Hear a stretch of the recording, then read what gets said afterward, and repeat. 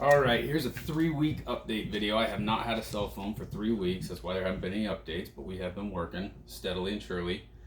And today is exciting because I'm fixing to glue up the very last of 42 radius pieces. This is an extremely time-consuming process. It has taken forever.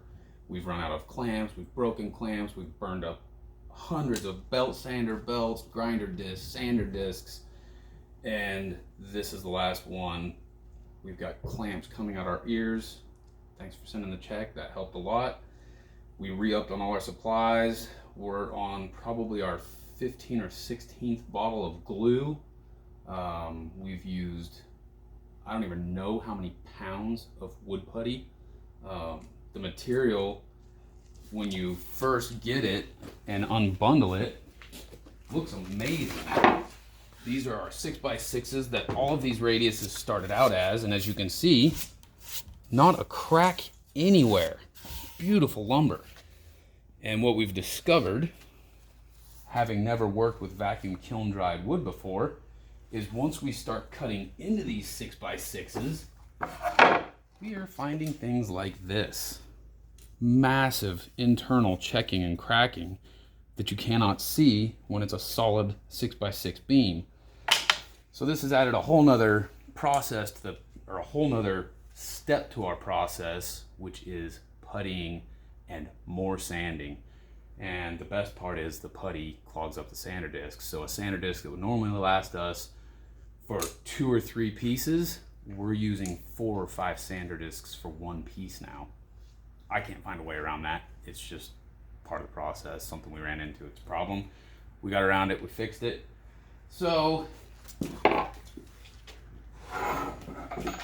another slight issue that I've run into, not a problem again, just part of the process that we weren't expecting. The glue that we're using, Gorilla Glue, says that it's got a 24-hour cure period. And what we're running into is we clamp these things up, we glue them, they're super, super tight. We unclamp them, we sand them, we putty them. This piece has already been sanded and puttied once, and you can see the glue is separating. So I'm not sure if it's the cooler temperatures, but what we've had to do since we've discovered this issue about 2 weeks ago is instead of 24-hour glue period, I've upped it to a 48-hour glue period, which is just more damn time. Here you can see one of the issues with vacuum kiln drying a piece of black walnut.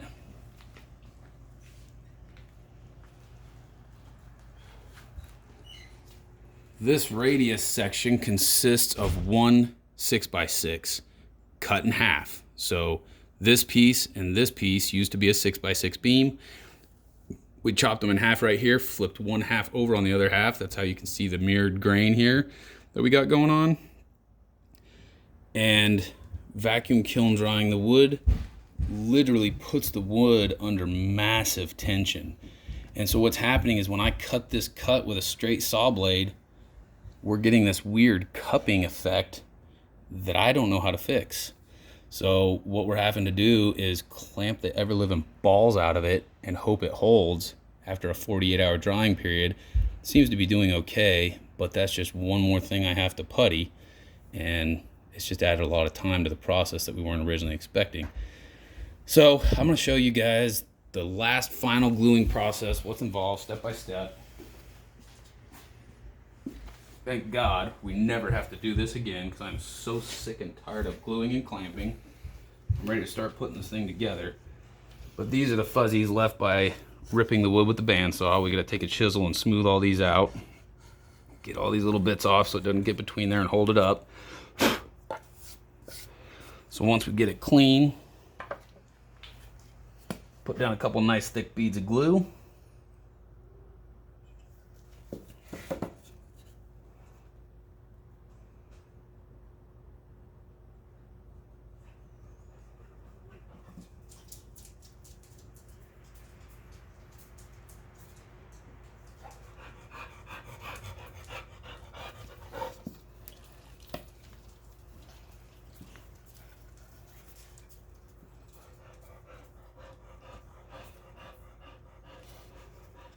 We've got reference marks all over these pieces to show us how they line up.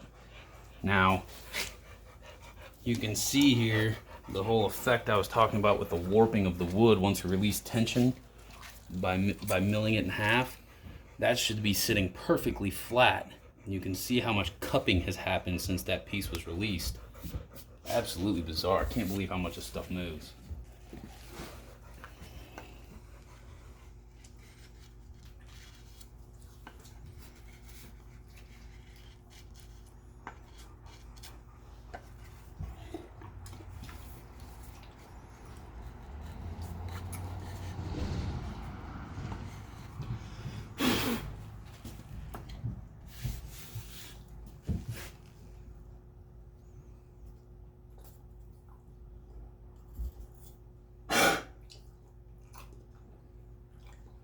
You can hear old Dozer hacking and dying over here.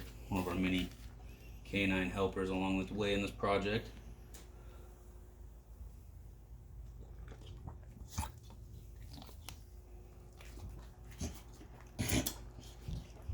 So attractive, Dozer.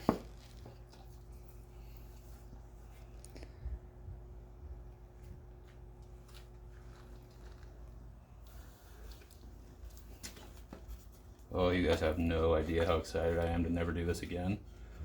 Such a cool project, but some of these processes become so repetitive and mundane.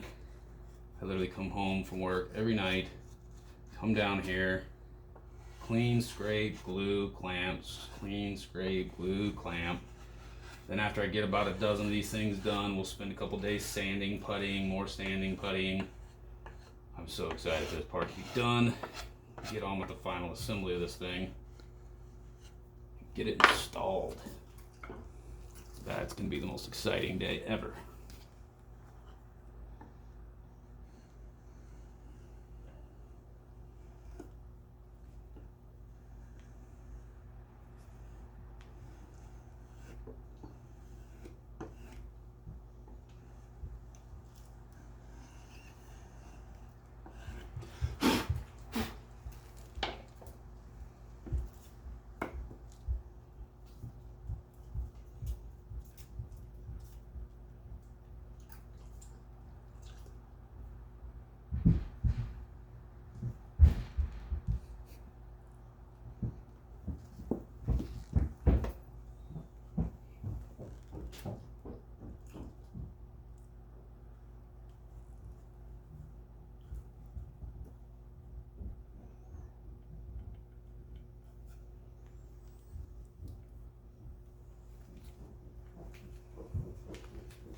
Alright, so now it's time for clamps, half of which are now broken after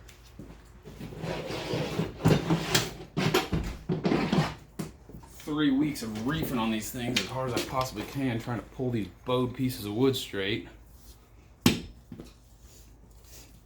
We've tried a variety of different clamps and found that these bar clamps work the best, but they're all broken now. There we go.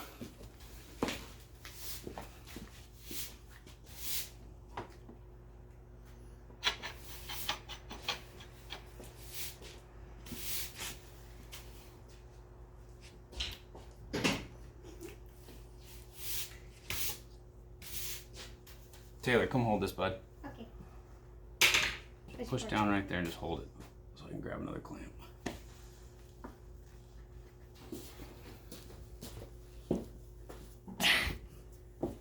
Say hi to Peter.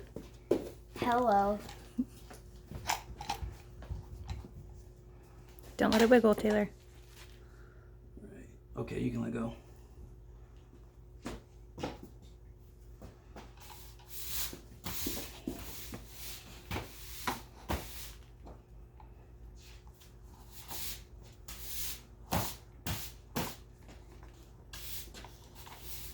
Got movement over there. I got movement everywhere. Piece of crap clamps all freaking screwed up.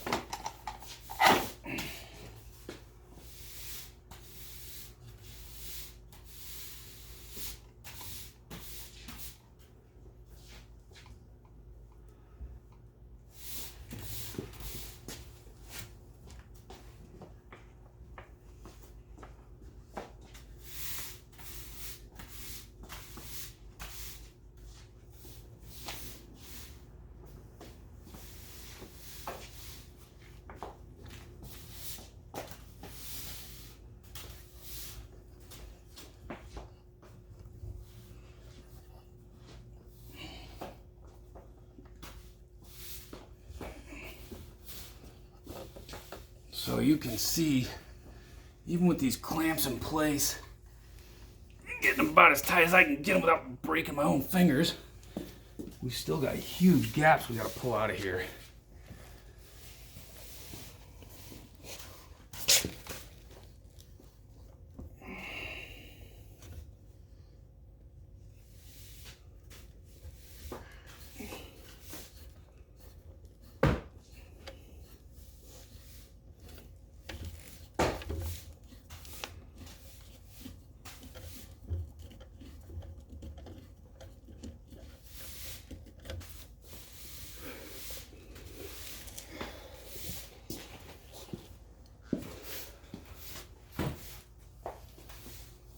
Gotta figure out where my last clamp is. Got one more long one.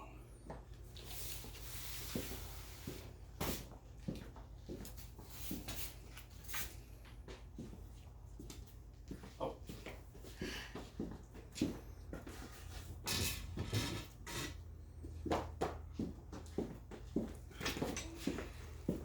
Here's one that we've really destroyed. You can see how hard I've been reefing on these things. This 3/4 inch pipe is actually bent. My cast iron keeper on the bottom here that keeps the spring and everything in place exploded. And that's how hard we have to reef on this stuff to try and pull these bowed pieces of wood straight.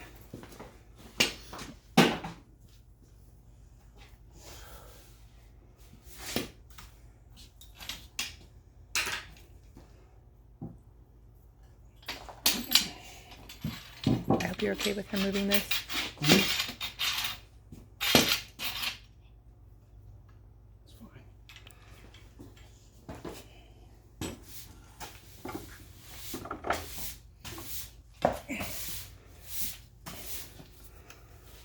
Goddamn piece of shit. Oh.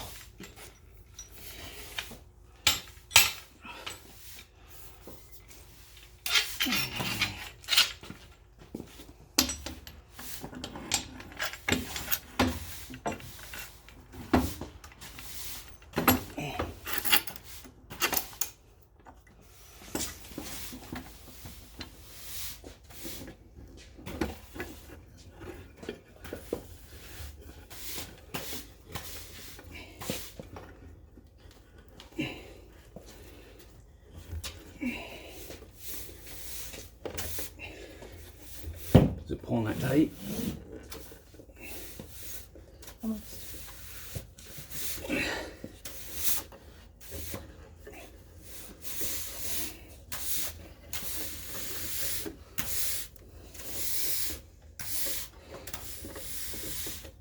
Oh, it's hard on hands.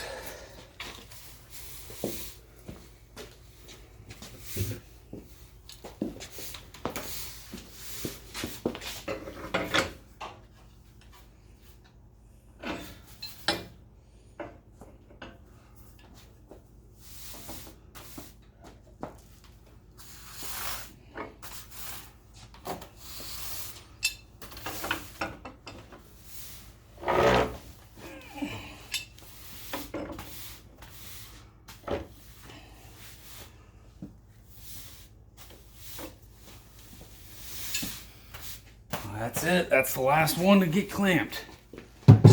So, final step to all this. Once we've got them clamped up, here you can just see some irregularities in the surface area after being glued and dried. There's a seam that kind of separated a little bit. This is after 48 hours of cure time. The glue is just rock hard, but they still separate a little bit. They're just under so much tension. So now we gotta sand it. And I've tried disc grinders, I've tried orbital sanders, I've tried palm sanders, we bought this grizzly sander here that oscillates up and down. It wasn't tall enough. And I finally came up with the best way. It's just a belt sander. But I gotta use it in an unconventional way, which is very hard on the belt sander itself. And it's hard on belts, because what I end up doing, and we'll show you a quick video, is a belt sander is designed to sand on this flat plate on a flat surface. Well, I don't have a single flat surface here, so So what I'm doing is I'm sanding only on the nose, which is burning these rollers, burning these bearings up, puts hot spots on the belt.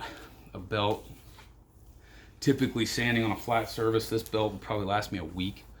I'll probably burn up 5 or 6 of these things today just sanding. But I'll show you how it works.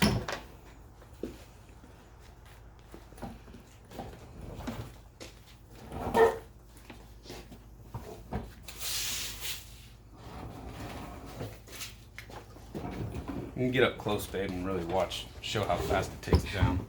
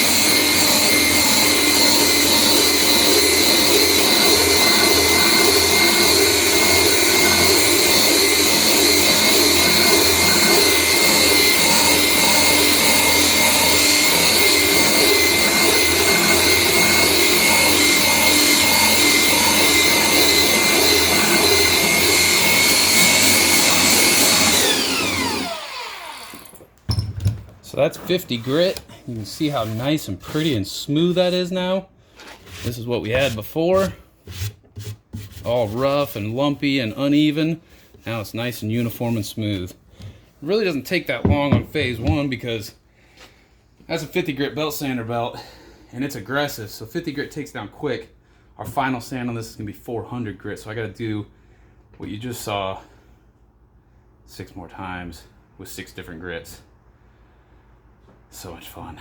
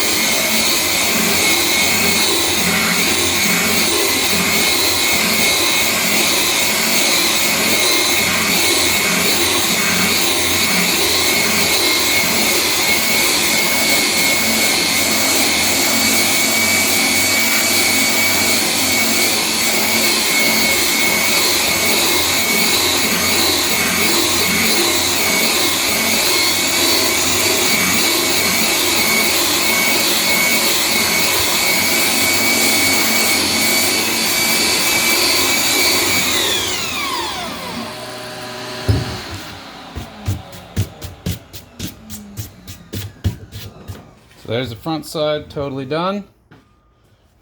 Now we gotta do this ugly side.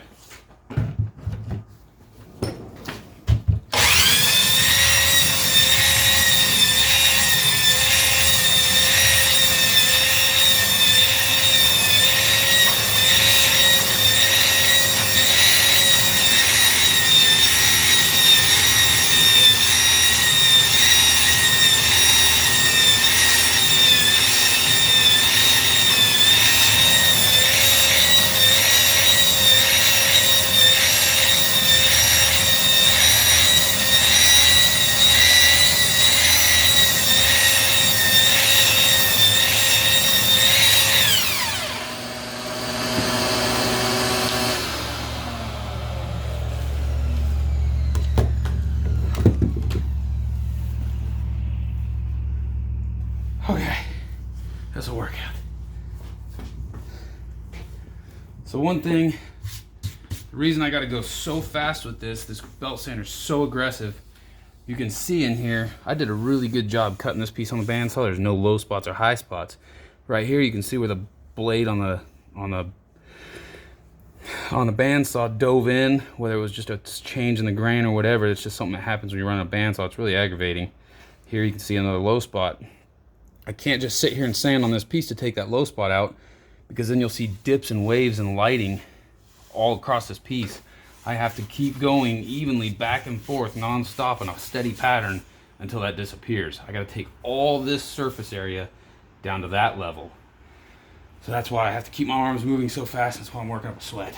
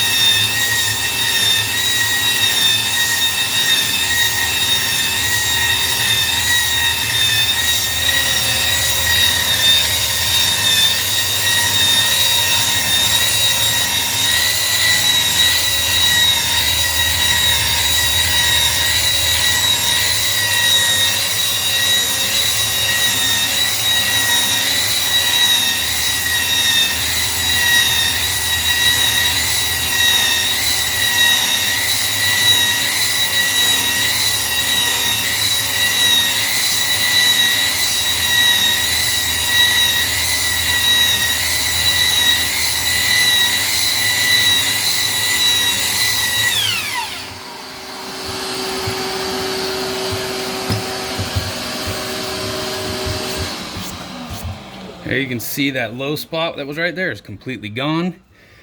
And we have an absolutely perfect smooth radius with no lumps and bumps. I mean, it is flat, it's crazy flat. You guys really don't know how beautiful this wood is until you see it with a little moisture on it.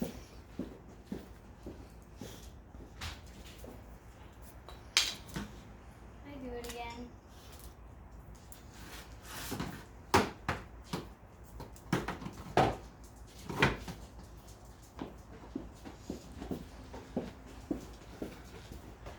This wood grain is absolutely gorgeous.